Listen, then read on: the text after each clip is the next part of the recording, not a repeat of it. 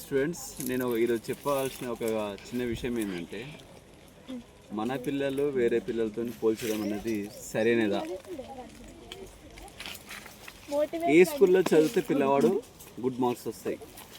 ఎక్కడ ఏ school? Corporate స్కూల్సా, సిబిఎస్ఆ, ఎస్ఎస్సి? దీంట్లో డిఫరెన్స్ ఏంది?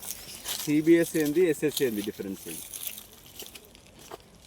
నేను చెప్పేది ఏంటంటే, పిల్లగాని యొక్క మానసిక సామర్థ్యం ఏ విధంగా ఉందో దాని తగ్గట్టుగా మనము బోధన చేయాలి. పిల్లగానికి ఆడుతూ పాడుతూ చదువు చెప్తే పిల్లగానికి వచ్చే నాలెడ్జ్ అనేది ఎక్కువ రోజులు గుర్తుకుంటుంది.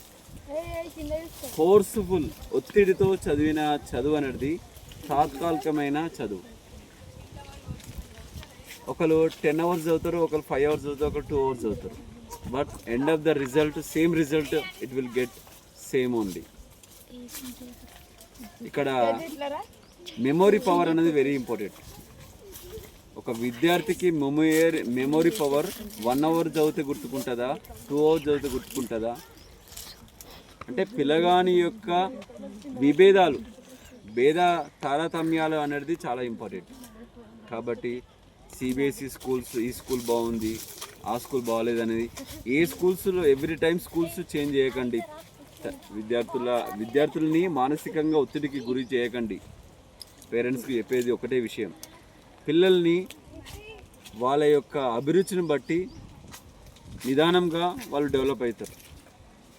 4th class పిల్లవానికి 10th class బుక్స్ చదవమంటే ఎలా పాసిబుల్ అవుతుంది? 5th class స్టూడెంట్కి ఐఐటి మ్యాథ్స్ చెప్పాలనుకుంటారు.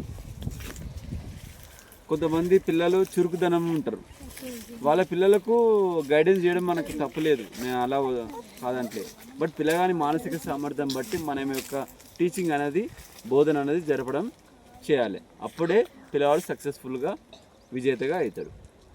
నా ఛానల్ నచ్చినట్టే సబ్స్క్రైబ్ చేయండి, బెల్ గంట కొట్టండి, లైక్ కొట్టండి, షేర్ చేయండి.